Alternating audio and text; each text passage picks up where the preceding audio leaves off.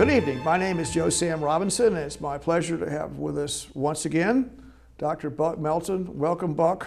Greetings. I know you're full of all sorts of insights. All right, Buck, just to continue on an assessment of your life journey, you've certainly been in higher education for a long, long time, and I was asking the question, are we getting our bang for the buck out of the investment that's put there? And I'll start by asking, what is the purpose of education in general, and specifically, what is the purpose of higher education?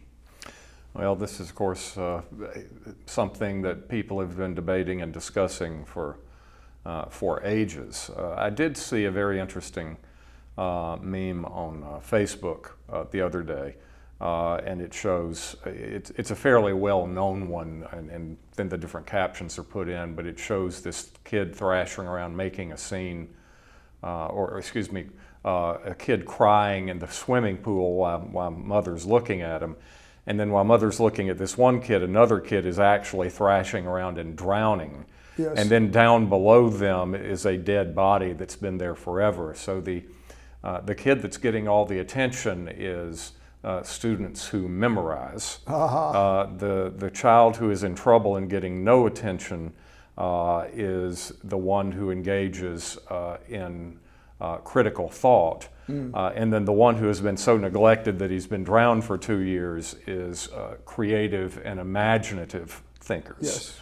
So I'll turn the question on you and ask, which one of these should education, and particularly higher education, aspire to? Well, I might expand it a little bit and say there are a multitude of reasons to have higher education, and I'll move to those in a little bit. But one of them is to keep people off the employment rolls.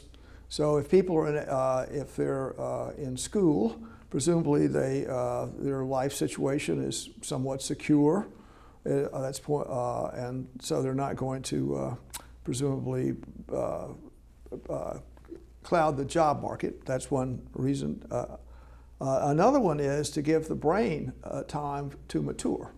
So the brain takes a while, and if you're 18, one could say, well, maybe you're not really totally compos mentis at this point. Let's wait till you're 25. We'll put you in the cooler and let you do something. Which happens to be the time of greatest neuroplasticity. So if you're going to gather information, this is the best time to do it. Right. And I like to look at the sort of society as, maybe you've heard me talk about the world brain, or at least just think of society as this gigantic organism, and there are little cells there that are flickering and going out as the aging process takes place.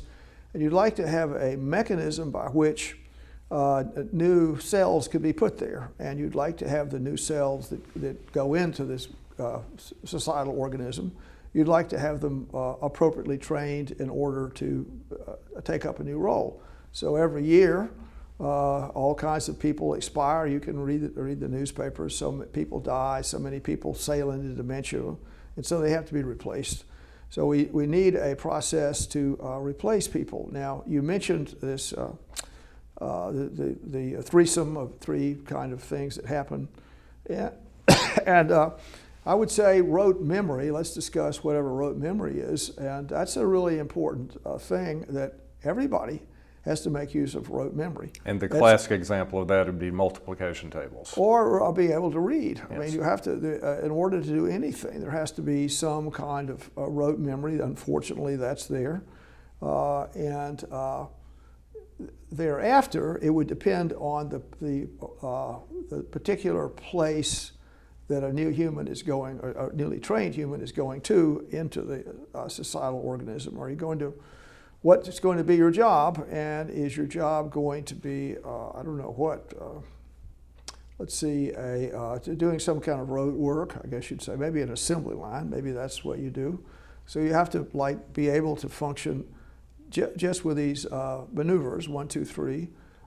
Then the issue, then pretty much, to get there, I think that's required a lot of rote memory anywhere in the world to open the doors to the next two possibilities that you mentioned.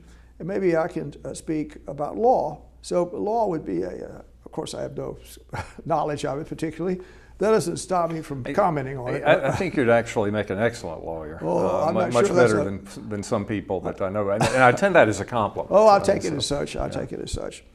Well, in any event, I mean, even with the law, you'd imagine all kinds of creativity and creative thinking happens. But if you don't know the law books, you don't know the rules. It just makes it impossible to, among other things, not pass the bar exam. So you have to know some kind of rules. You have to have some rote memory put there. And I would say in medicine, there's a huge amount of rote memory that's really quite shocking. I can well remember, arriving as a first-year medical student, the amount of rote memory is absolutely unbelievable. Well, this is interesting because, of course, I've never been to medical school. I've looked at some medical texts. I've looked a little bit at med school curricula. And one thing that immediately occurs to me that distinguishes medicine from law is that with law, the rote memory is assumed. I once again go back to the paper chase, which of course was written by my friend and colleague, John J. Osborne. Oh, sorry about John. He was departed. I'm sorry. Yes. And he puts into the mouth of Professor Kingsfield something that's a very accurate descriptor of the Anglo-American legal education system.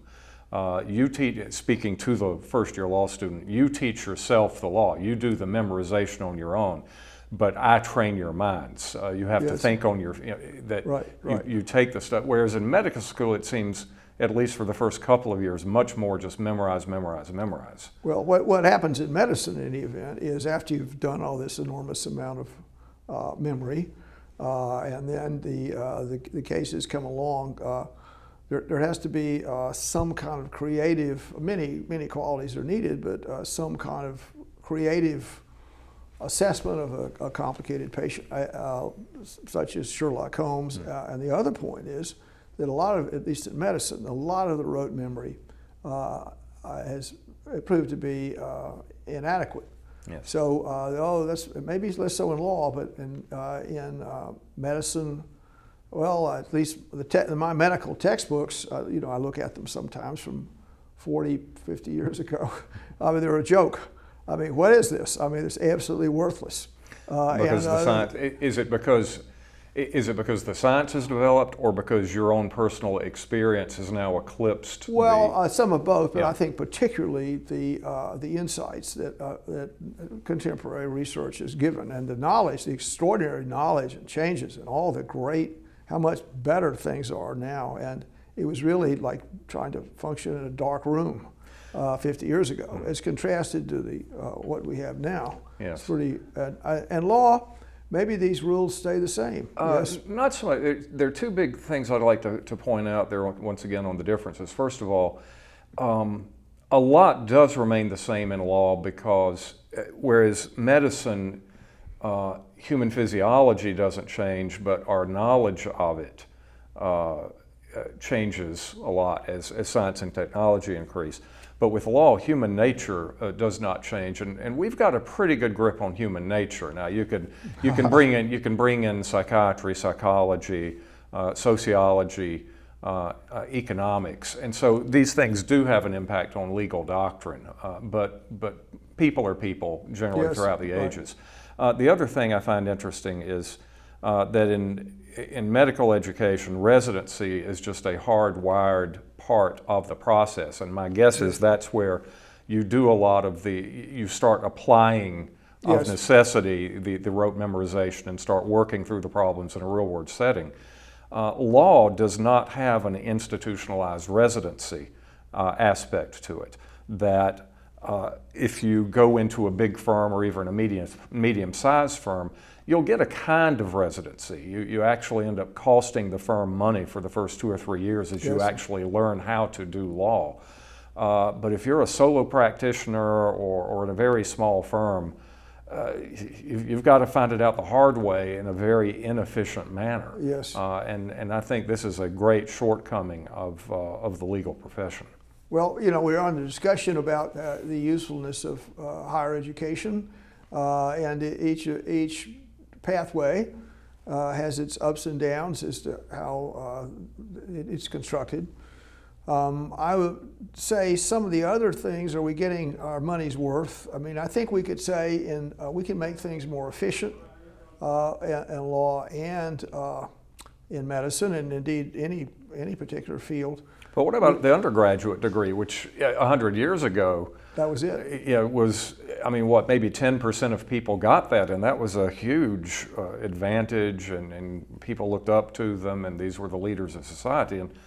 And now just a bachelor's degree is what use is, especially if it's in something like liberal arts. Right. Well, we could make another issue, I guess, is when we're thinking about positions in society, in the societal structure. We want the person to do this, we want a person to do that. Maybe we need some person to be a brigadier general, so to speak, and how are we going to get a person in as brigadier general? That would mean they would have certain kind of virtues, and particularly in leadership roles, they'd have a certain amount of external knowledge that remove them from just the sharp elbows of life. In other words, they'd have some balance in their leadership, and the way that balance often took place was in an educational environment. That would be one part of it, and then the second part would be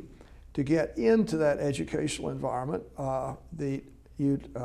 Presumably there'd be some kind of substantial test to arrive there, which would be a marker for cognitive ability. So to get there would have been some amount of cognitive ability that you could testify to. And then that would mean that your powers of intellect would allow you to travel some distance to get in the role of a brigadier general. And then finally, in the American experience, in any event, I think the early educational institutions were all of religious origin. And the idea, and I think of Harvard, I think about Yale, you could think about anywhere like that. The idea was that we wanted ministers, we wanted preachers. And the idea would be that if you were going to be an interpreter of God's will, so to speak, and be able to lead your flock into righteous behavior, then you'd have to undertake substantial study and efforts, and therefore that would you would get the role of almost, it overstates it to say divinely sanctioned leadership, but that's one of the things that was there. So very exclusive. Yeah, and not just in America. I mean, to go all the way back to the medieval period, the rise of the medieval universities were connected to the church. Well, I mean, so if we're talking, I mean, that's one thing. We're on the discussion, just what does higher education do or accomplish? And you could say it would be, maybe I'm overstating this, it would be accidental that it's creating people to interpret God's will. I mean, in a religious way. I mean, it may happen some, and formally, I think people, if they went to Mercer, for instance, there'd be compulsory chapel, and the idea would be you could not get through the educational institution without, particularly a private one, without some exposure to perceived religious insights. And now we can now say what's happened over the past decades. And I think the religious issue is diminished substantially, and the doors are really quite open about getting an education. And I made the comment, well, it keeps you off the job market, sort of. And the financial, I guess, support for higher education is very substantial, very substantial. And maybe that's something to discuss. In other countries, European countries or other places, the education is in many ways free. Although I think in Britain they had tremendous riots and they charge a relatively small amount of money, but there is some. Well, free to the student. As I like to say, whenever we talk about loan forgiveness and free education, I teach for cheap, but I don't teach for free. Somebody's got to pay the faculty salary. Yes, they're pittance. They have to drop a random shekel in their tin cup. Is that right? Yes, yes. Is it pleasing when the little clink arrives at the paycheck arrives? I wouldn't know. It's so infinitesimal. I must say that the great bulk of academic salaries go to administrators and not to faculty members. Well, I'll take that and we will discuss the Peter Principle at some other I'll take time, that as the gospel, Bucky. Yes. So in any event, we just going through this, the education arrangement has changed. And so in the U.S., presumably a private institution, I mean, if you have no scholarship, nothing, it might cost a huge amount of money, $100,000 a year or some kind of incredible number like that. And then there are different educational institutions are less expensive. The public ones, there's big effort to fund things, and there are all kinds of scholarships, all kinds of mechanisms available. And recently, I guess the Biden administration has just forgiven billions and billions of dollars of student loans. And so you could say the financial limitations of getting our education have been, there still exist, but they've been diminished. So the doors are open in many ways. And if you're, the idea I was trying to say, well, this traditionally might be a way that you received a leadership position. And I would say this, that many people, the thing that interests them about a leadership position would be the financial accoutrements that go with it. So yes, you can, maybe, I don't know what you might do, but you will have some leadership role. Well, what does that mean? Well, it's a lot of hassle. On the other hand, you get a big car to drive around in, and I don't know, a swimming pool or whatever else you get, or new shoes every week, whatever. That's what lures people in many ways into pursuing so-called leadership roles. But having said that, so we have lots and lots of people that are in the university. And I'll ask this question. Presumably in Europe, what happens when people go into the educational arrangement, the European countries, I would say, I'm thinking particularly of Germany, they really have an apprenticeship program, and they say, well, you can own your own plumbing company, you can do this, you can do that, and we really need really good plumbers, and maybe not so many philosophers. We have plenty of philosophers out there. We have enough, but not enough good plumbers, and we'll reward you if you take this step, and maybe that's a more efficient process. But I think in the U.S., we can discuss that. There's much less vocational training that people are encouraged to go into, and maybe you can speak to this point. There's a lot of efforts and to some degree to obtain general knowledge, to good citizenship. You can understand the Constitution. You know what happened in Middletown, the sociological story. You can understand the purpose of taxation. And how effective is that situation now? And I know you're in sort of a community college in a way. What are your comments about that? Well, I've become quite the cynic about that, I'm afraid, especially in a program like history, when you may broadly call it civics or political science. And you could say, what are the practical applications of these? Well, you could become, for instance, an archivist. You could, it might help if you're going into library science. History is considered traditionally one of the good pre-law majors. But other than that, you have to ask what practical value there is in it. And the real value is making good citizens. And the idea, I believe it was, speaking of the early colleges, it was the Puritan John Cotton who said, if the people be governors, who shall be the governed? Well, we have to govern ourselves, and if we're going to govern ourselves, we have to know something about the basics of how the economy works, how the government works, how they have worked in the past, and that's where history comes in. So I've dedicated myself, for better or for worse, to teaching what you might broadly call civics, history, political science, law. I've taught all of these. And the idea of making better citizens who can contribute to the public discourse, who can make informed choices, who can make responsible choices. And if you look around at our country today and it's burning down, metaphorically speaking, I feel that I have wasted my entire career. So I deliberately chose it as a lower pressure sort of field to go into, but I thought it was a valuable one, and Yes. I agreed to take a financial hit for going into it. Right.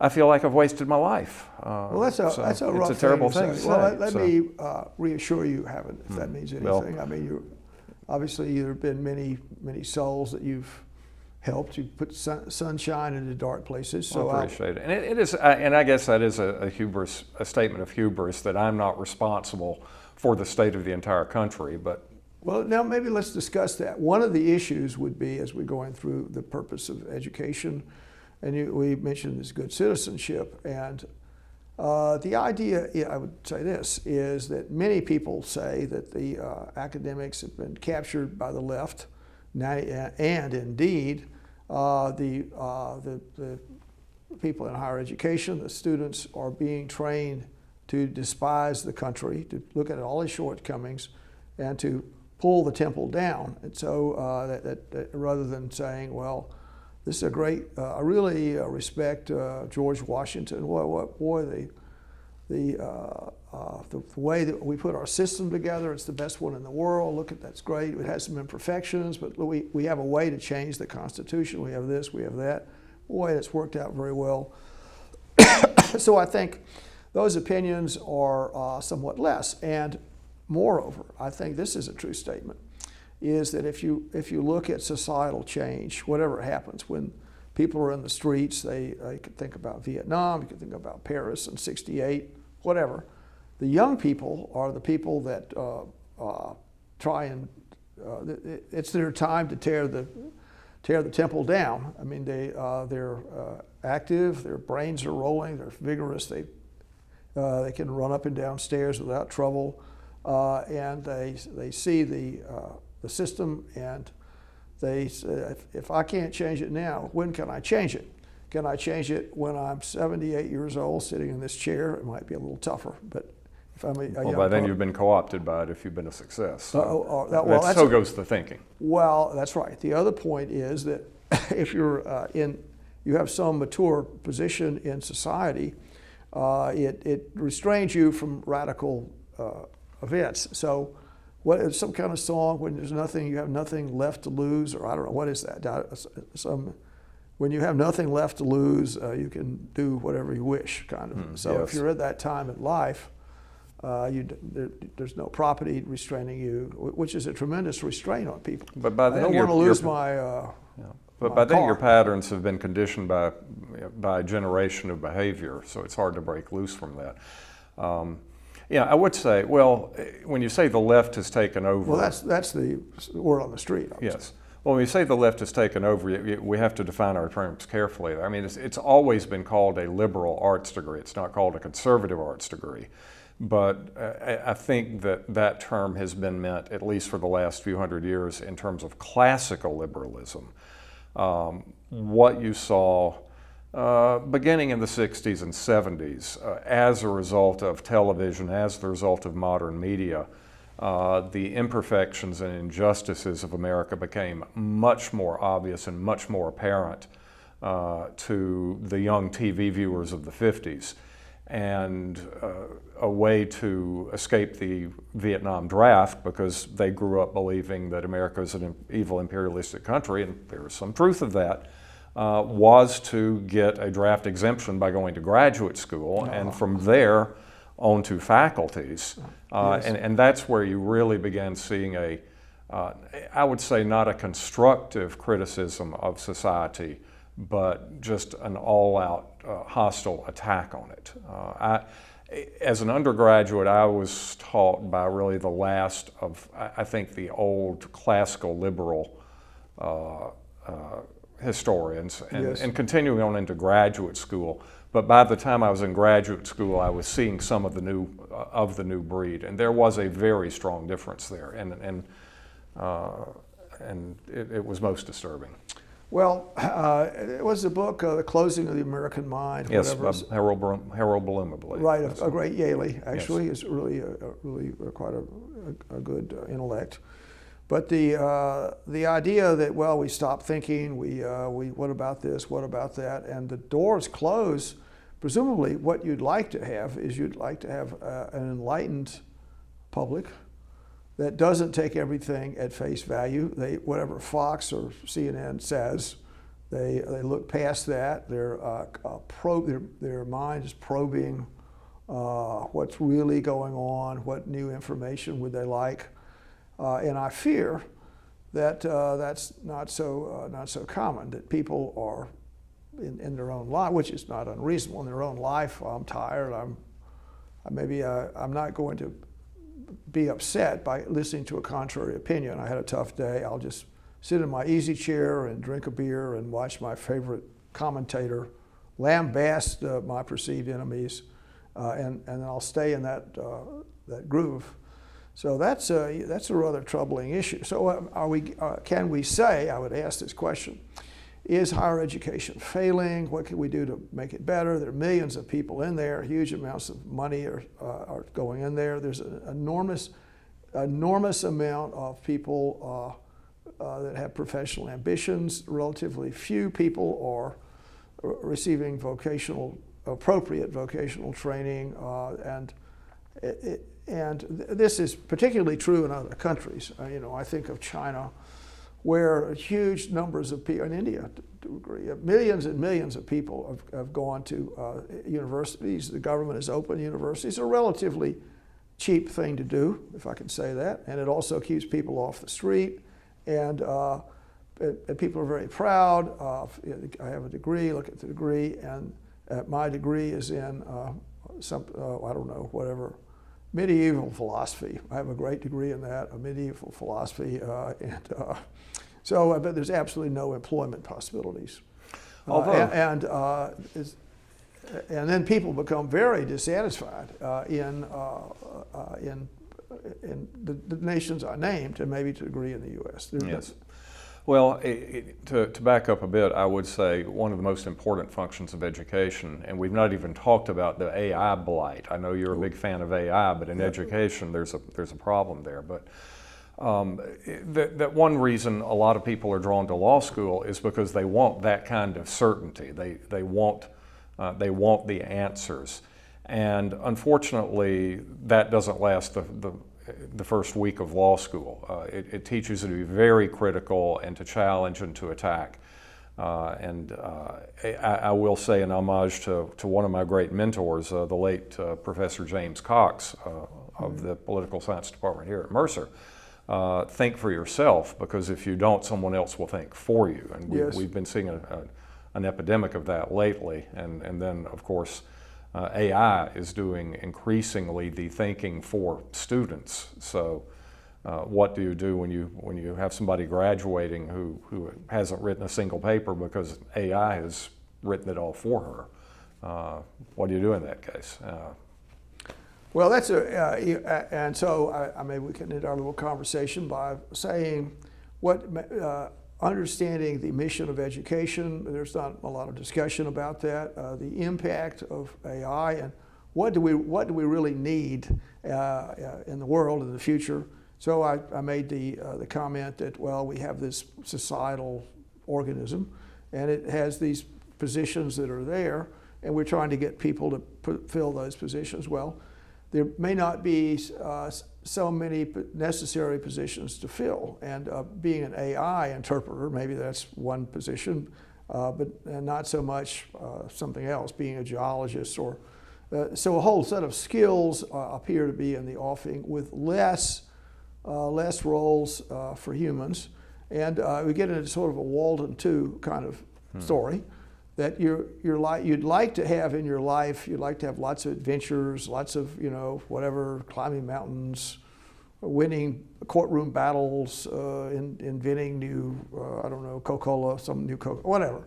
And if all that's removed, it causes, because the AI is doing it, it causes a substantial amount of societal dissatisfaction and tension, which is not good. Indeed. Well, all right, Buck, once again, thank you for your insights. Always a pleasure to have with you. Thanks. Be safe. And you. This program is brought to you by the Georgia Neurosurgical Institute. For over 50 years, rendering neurosurgical care to patients of all social conditions, treating complicated problems involving the brain, spine, spinal cord, and peripheral nerves. Endeavoring to encourage quality care, medical research, innovation, and education on a local, national, and international basis.